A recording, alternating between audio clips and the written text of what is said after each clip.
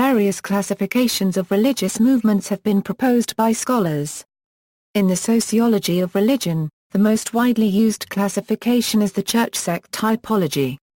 The typology states that churches, ecclesia, denominations and sects form a continuum with decreasing influence on society. Sects are breakaway groups from more mainstream religions and tend to be in tension with society. Cults and new religious movements fall outside this continuum and in contrast to aforementioned groups often have a novel teaching. They have been classified on their attitude toward society and the level of involvement of their adherents. Church-sect typology. This church-sect typology has its origins in the work of Max Weber. The basic premise is that there is a continuum along which religions fall, ranging from the protest-like orientation of sects to the equilibrium-maintaining churches. Along this continuum are several additional types, each of which will be discussed in turn. Many of labels for the types of religion are commonly employed by non-sociologists to refer to religions and tend to be used interchangeably. Sociologists, when speaking technically, will not use these labels interchangeably as they are designations for religions with very specific characteristics. These differing religions are often classified by sociologists as ideal types. Ideal types are pure examples of the categories. Because there is significant variation in each religion, how closely an individual religion actually holds as their ideal type categorization will vary. Nevertheless, the categorization scheme is useful as it also outlines a sort of developmental process for religions. Church and ecclesia equals, the church classification describes religions that are all embracing of religious expression in a society. Religions of this type are the guardians of religion for all members of the societies in which they are located and tolerate no religious competition. They also strive to provide an all-encompassing worldview for their adherents and are typically enmeshed with the political and economic structures of society. Johnston provides the following 7 characteristics of churches: claim universality, include all members of the society within their ranks, and have a strong tendency to equate citizenship with membership, exercise religious monopoly and try to eliminate religious competition, are very closely allied with the state and secular powers. Frequently there is overlapping of responsibilities and much mutual reinforcement, are extensively organized as a hierarchical bureaucratic institution with a complex division of labor, employ professional, full-time clergy who possess the appropriate credentials of education and formal ordination, primarily gain new members through natural reproduction and the socialization of children into the ranks, allow for diversity by creating different groups within the church rather than through the formation of new religions. The classical example of a church by this definition is the Catholic Church, especially in the past, such as the state church of the Roman Empire. Today, the Catholic Church has been forced in the denomination category because of religious pluralism, or competition among religions. This is especially true of Catholicism in the United States. The change from a church to a denomination is still underway in many Latin American countries where the majority of citizens remain Catholics. Islam is a church in countries like Saudi Arabia and Iran, where there is no separation of church and state. The basic law of Saudi Arabia states, the Constitution of Saudi Arabia is God's book, the Quran and the Sunnah of his Prophet, Muhammad. These nations are ruled under an official interpretation of religious law, and the religious law predominates the legal system. Saudi Arabia, however, lacks Johnston's criteria for an ordained clergy and a strictly hierarchical structure, although it has the ulama. In the Shia denominations, there is a professional clergy led by a grand ayatollah. A slight modification of the church type is that of ecclesia. Ecclesias include the above characteristics of churches with the exception that they are generally less successful at garnering absolute adherence among all of the members of the society and are not the sole religious body. The state churches of some European nations would fit this type. Denominations equals. The denomination lies between the church and the sect on the continuum. Denominations come into existence when churches lose their religious monopoly in a society. A denomination is one religion among many. When churches and/or sects become denominations, there are also some changes in their characteristics. Johnston provides the following 8 characteristics of denominations, similar to churches, but unlike sects, in being on relatively good terms with the state and secular powers and may even attempt to influence government at times, maintain at least tolerant and usually fairly friendly relationships with other denominations in a context of religious pluralism, rely primarily on birth for membership increase, though it will also accept converts.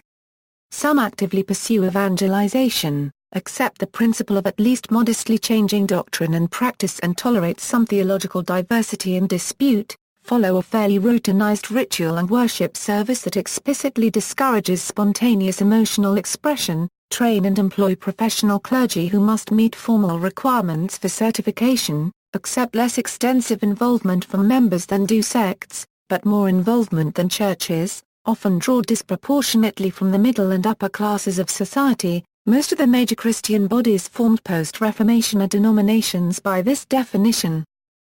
Sects equals. Sociologically, a sect is defined as a newly formed religious group that formed to protest elements of its parent religion. Their motivation tends to be situated in accusations of apostasy or heresy in the parent denomination. They often decry liberal trends in denominational development and advocate a return to so-called true religion.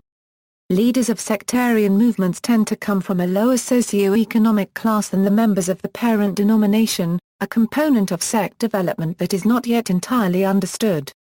Most scholars believe that when sect formation involves social class distinctions, they reflect an attempt to compensate for deficiencies in lower social status. An often seen result of such factors is the incorporation into the theology of the new sect a distaste for the adornments of the wealthy. After their formation, sects can take only three paths: dissolution, institutionalization, or eventual development into a denomination. If the sect withers in membership, it will dissolve. If the membership increases, the sect is forced to adopt the characteristics of denominations in order to maintain order. And even if the membership does not grow or grows slowly, norms will develop to govern group activities and behavior. The development of norms results in a decrease in spontaneity, which is often one of the primary attractions of sects. The adoption of denomination-like characteristics can either turn the sect into a full-blown denomination or, if a conscious effort is made to maintain some of the spontaneity and protest components of sects, an institutionalized sect can result. Institutionalized sects are halfway between sects and denominations on the continuum of religious development. They have a mixture of sect-like and denomination-like characteristics. Examples include Hutterites, Iglesia Ni Cristo, and the Amish. Most of the well-known denominations of the U.S. existing today originated as sects breaking away from denominations. Examples include Methodists, Baptists, and Seventh-day Adventists. Cult typology. The concept of cult has lagged behind in the refinement of the terms that are used in analyzing the other forms of religious origination. Bruce Campbell discusses TROELTSCH's concept in defining cults as non-traditional religious groups that are based on belief in a divine element within the individual. He gives three ideal types of cults: a mystically oriented illumination type, an instrumental type, in which inner experience is sought solely for its effects, a service-oriented type that is focused on aiding others. He also gives 6 groups in the applications of analysis: theosophy, wisdom of the soul, spiritualism, New Thought, Scientology, and transcendental meditation. In the late 19th century, there have been a number of works that help in clarifying what is involved in cults. There are several scholars of this subject, such as Joseph Campbell and Bruce Campbell, who have noted that cults are associated with beliefs in a divine element in the individual. It is either soul, self, or true self. Cults are inherently ephemeral and loosely organized.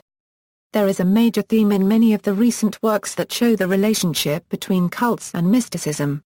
Campbell brings 2 major types of cults to attention. One is mystical and the other is instrumental. This can divide the cults into being either occults or metaphysical assemblies. On the basis that Campbell proposes about cults, they are non-traditional religious groups based on belief in a divine element in the individual. Other than the 2 main types, there is also a third type. This is service-oriented. Campbell states that the kinds of stables forms which evolve in the development of religious organization will bear a significant relationship to the content of the religious experience of the founder of founders. Cults or new religious movements by sociological typology, cults are, like sects, new religious groups. But, unlike sects, they can form without breaking off from another religious group, though this is by no means always the case. The characteristic that most distinguishes cults from sects is that they are not advocating a return to pure religion but rather the embracing of something new or something that has been completely lost or forgotten. Cults are also much more likely to be led by charismatic leaders than are other religious groups, and the charismatic leaders tend to be the individuals who bring forth the new or lost component that is the focal element of the cult. Cults, like sects, often integrate elements of existing religious theologies, but cults tend to create more esoteric theologies synthesized from many sources. Cults tend to emphasize the individual and individual peace. Cults, like sects, can develop into denominations. As cults grow, they bureaucratize and develop many of the characteristics of denominations. Some scholars are hesitant to grant cults denominational status because many cults maintain their more esoteric characteristics. But given their closer semblance to denominations than to the cult type, it is more accurate to describe them as denominations. Some denominations in the U.S. that had begun as cults include Christian Science and the Nation of Islam. Finally, there is a push in the social scientific study of religion to begin referring to cults as new religious movements. This is the result of the often pejorative and derogatory meanings attached to the word cult in popular language. Criticism Religious scholar John A. Saliba notes the many attempts to draw a classification or typology of cults and/or sects, but concludes that the divergences that exist in these groups' practices, doctrines, and goals do not lend themselves to a simple classification that has universal approval.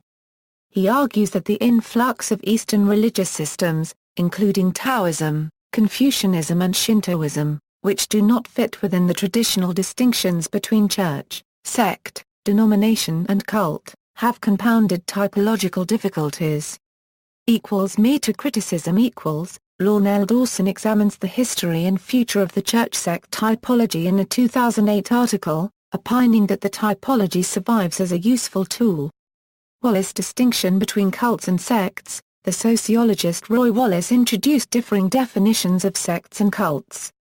He argued that a cult is characterized by epistemological individualism, by which he means that the cult has no clear locus of final authority beyond the individual member. According to Wallace, cults are generally described as oriented towards the problems of individuals, loosely structured, tolerant, non-exclusive, making few demands on members, without possessing a clear distinction between members and non-members, having a rapid turnover of membership, and are transient collectives with vague boundaries and fluctuating belief systems. Wallace asserts that cults emerge from the cultic milieu. Wallace contrasts a cult with a sect in that he asserts that sects are characterized by epistemological authoritarianism. Sects possess some authoritative locus for the legitimate attribution of heresy. According to Wallace, sects lay a claim to possess unique and privileged access to the truth or salvation, such as collective salvation, and their committed adherents typically regard all those outside the confines of the collectivity as in error. Cult and/or new religious movements. Stark and Bainbridge The sociologists Rodney Stark and William Sims Bainbridge distinguish three types of cults, classified on the basis of the levels of organizational and client involvement: audience cults, which have hardly any organization because participants consumers lack significant involvement; client cults, in which the service providers exhibit a degree of organization in contrast to their clients. Client cults link into moderate commitment social networks through which people exchange goods and services. The relationship between clients and the leaders of client cults resembles that of patients and therapists. Cult movements, which seek to provide services that meet all of their adherents' spiritual needs, although they differ significantly in the degree to which they mobilize adherents' time and commitment.